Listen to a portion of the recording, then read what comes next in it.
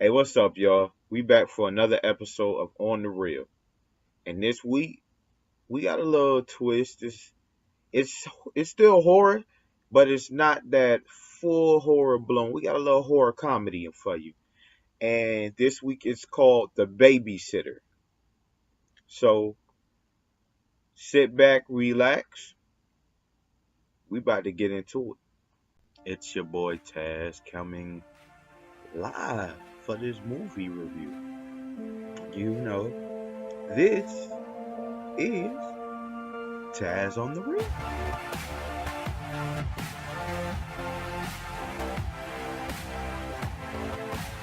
I'm gonna bring you all the reviews for the Netflix movies that doesn't get the annual review.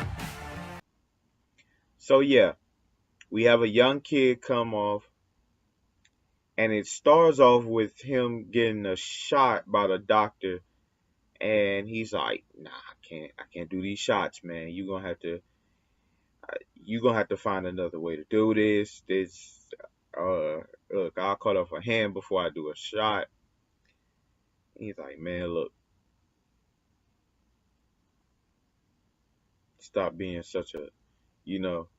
About getting this little shot. So, um, how it starts off, it gives you that stereotype of he is just a nerdy kid who gets bullied. Like he just gets walked over. Then it gives you that like B-roll character who he likes, which is his like best friend, and you see they walk up to a car and her stepdad comes and picks her up, and he's the like jackass stepdad. And then you see that she also has problems at home, so two misfits get together basically. uh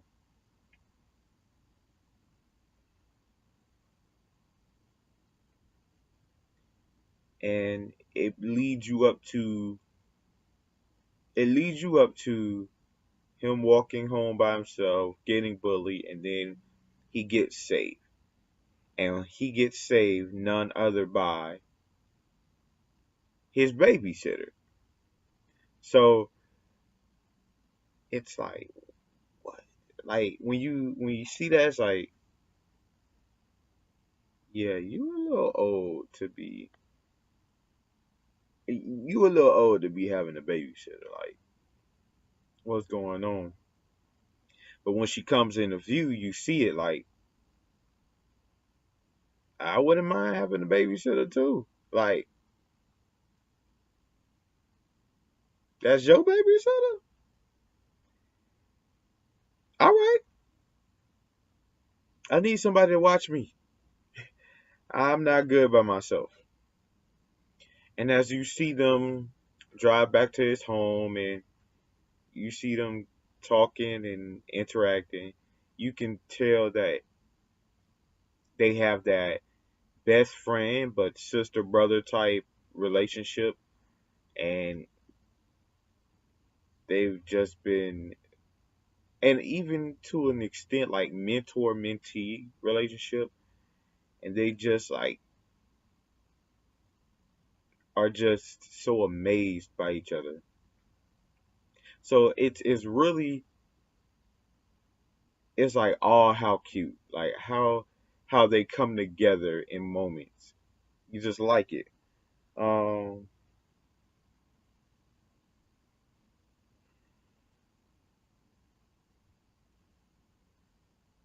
the parents, the when we first see his parents, it's just like, yo, your parents are very special. Like, they're the free spirited, uh, just open, we understand you, you're a very special child type parent. Like, they're just like everything. They're very understanding, but they're also very just like out of the ordinary. So, and you kind of first see it. You kind of first see it with the mom. The mom is just like, "Hey, what's like? Whoa!" It's when he first curses, and it's just like, no, when he first. It's when he first asks the question like, "Am I a pussy?" And then it's like,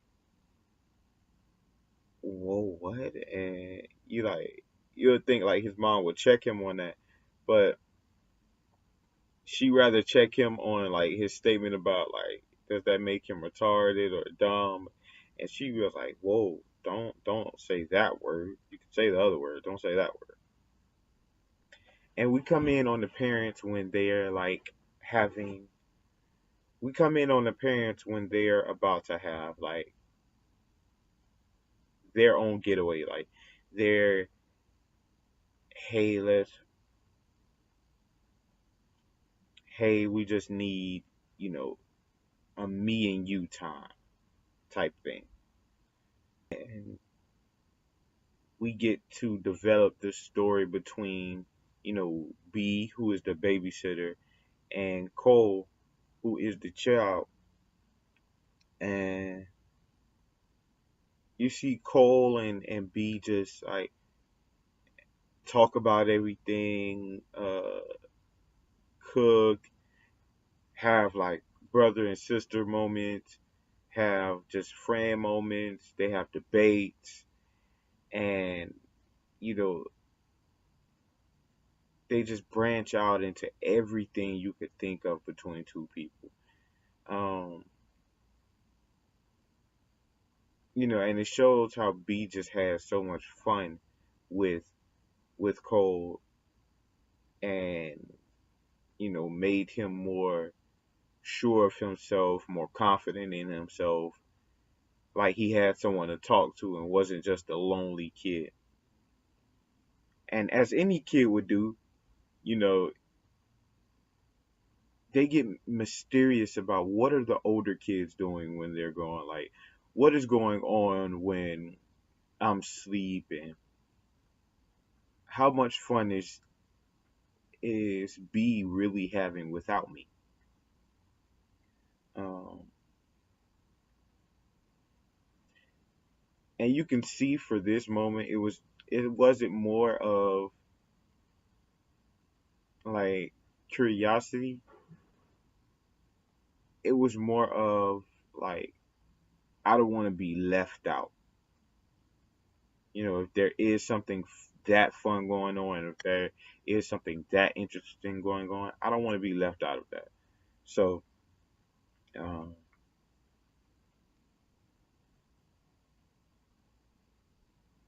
it's really interesting.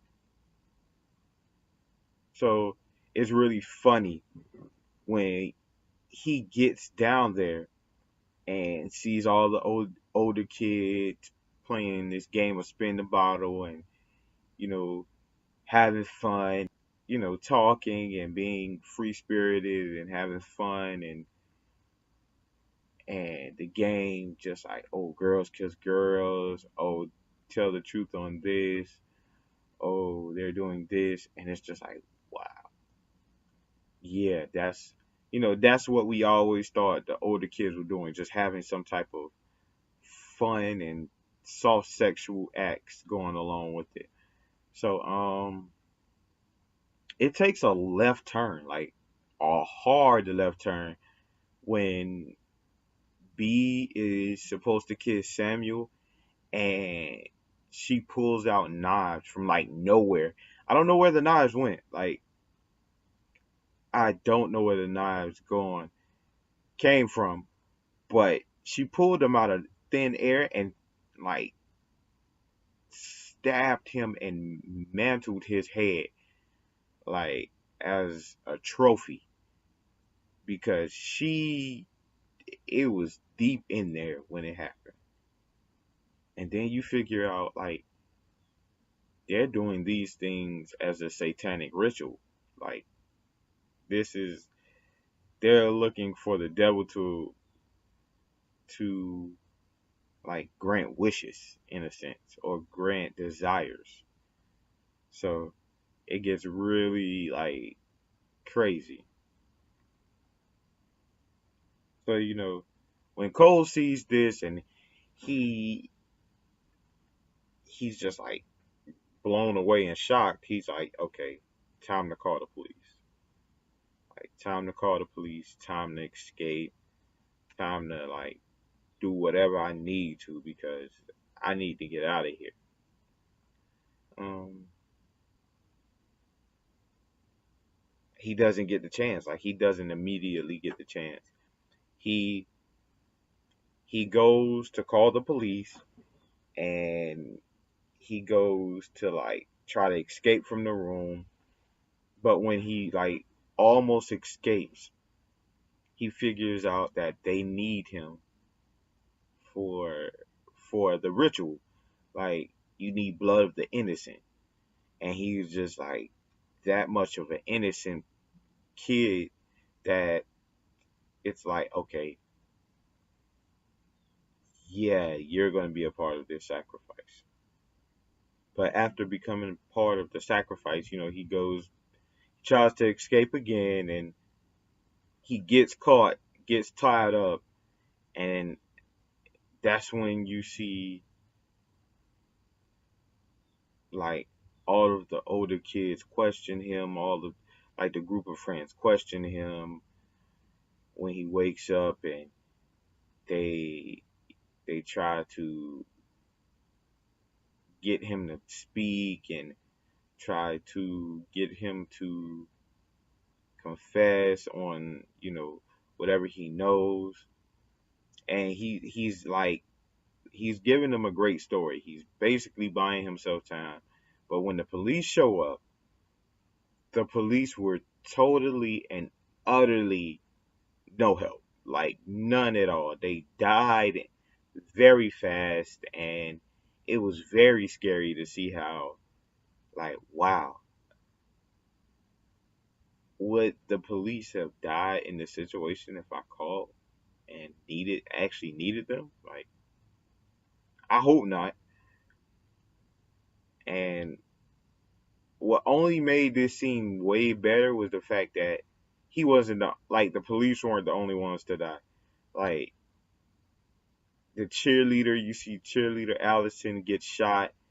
You see John, like the horny black team, being played by not other than King Batch.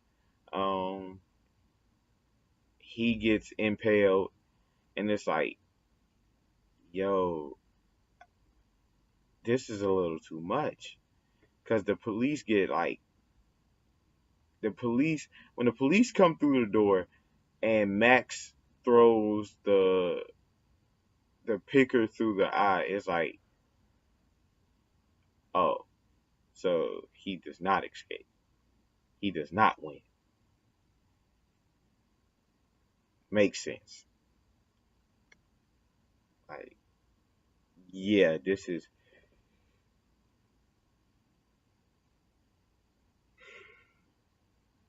makes sense. This is a little crazy now, but that helped push the story because as Cole is escaping, you just see everyone get killed off one by one. Just and it's him, and the story makes it where it builds up who he needs to be, like who the confident person he is going to be, because he goes one on one against him. He goes, it's him versus Sonya, and you know he hides under the house. He finds a firework, and he goes hides under the house, and you know encounters Sonya, and then blows Sonya up with the firework. He goes encounters Max. Max basically like is the asshole, but then he's very genuine. Like it was really like hard for me to hate Max all the way because of the fact that Max did. Max was like, okay, stand up to your bully. When the bully got outside, he's like, look, stand up to your bully. Your bully is, as long as you do that, you're good. You know, you can't let him mess with you. You can't keep taking this and taking this. You got to stand up one time. And, so he made it to where he made it.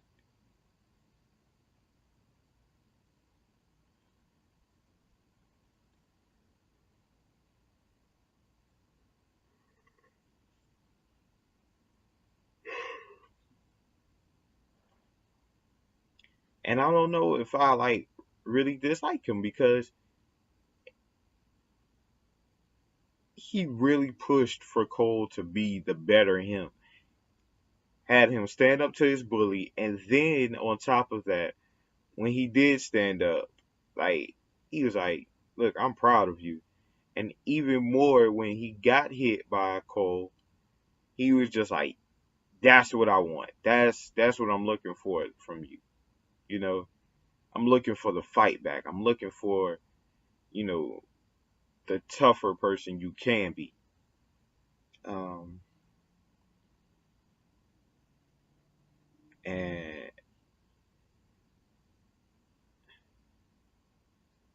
and then Cole, somehow ends up killing Max. Like, oh,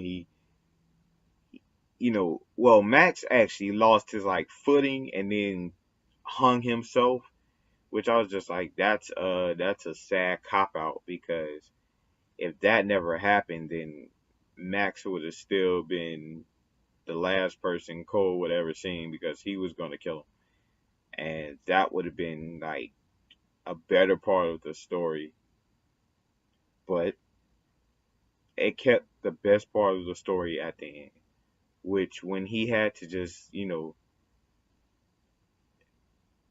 go face off with B101, it was like, dang, now you have to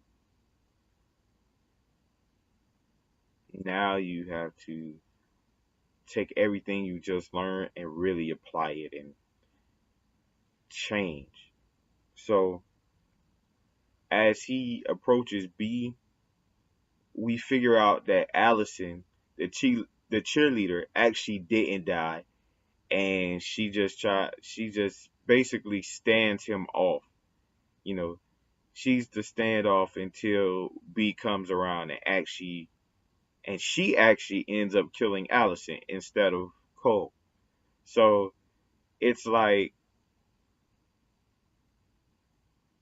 it was like, well, yeah, we gave you this little teaser, like, okay, you're going to fight Allison instead as the winning, and B is going to escape. It's actually like B saves you, and then it's like, and you have to face off against that.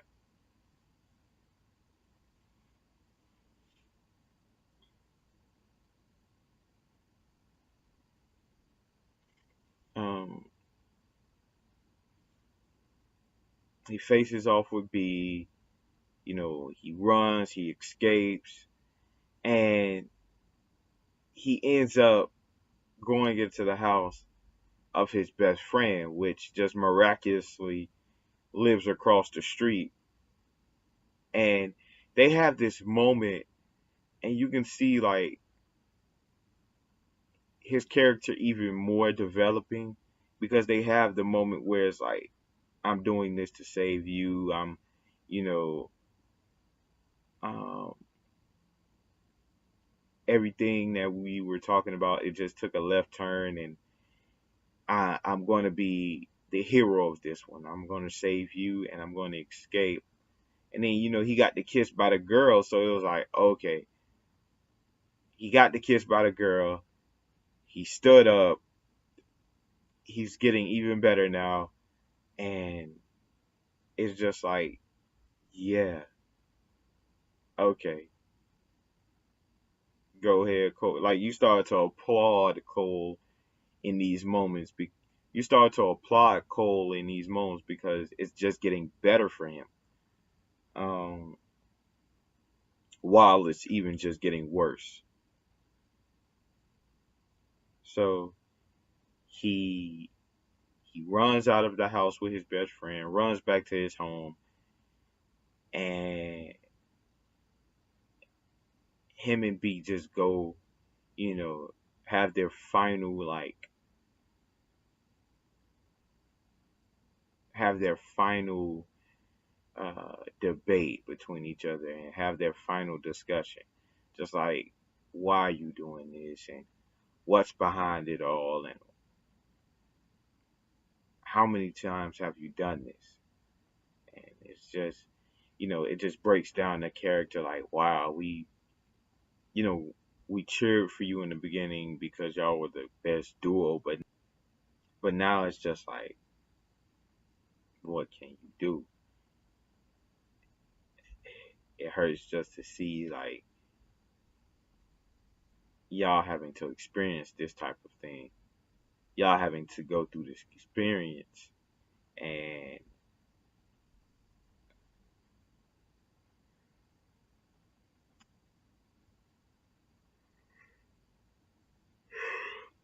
y'all have to go through this type of experience knowing where you all came from.